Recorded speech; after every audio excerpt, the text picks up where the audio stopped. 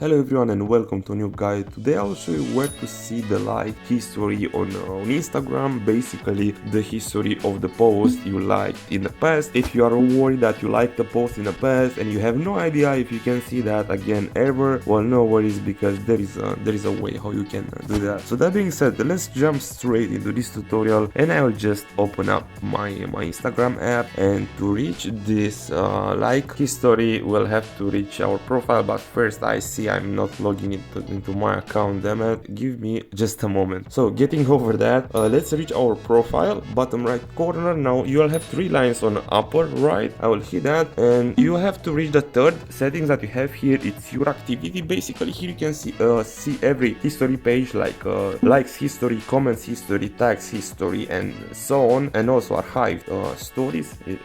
Those are here. But to reach the like history page, I will hit just the first one, and bam, I just hit the page where I can see all the posts that I like in the past, and doesn't matter how old are them, because here you can find them all and they are not lost. So that being said, I really hope I help you with this tutorial. Give us a thumbs like button and have a nice day.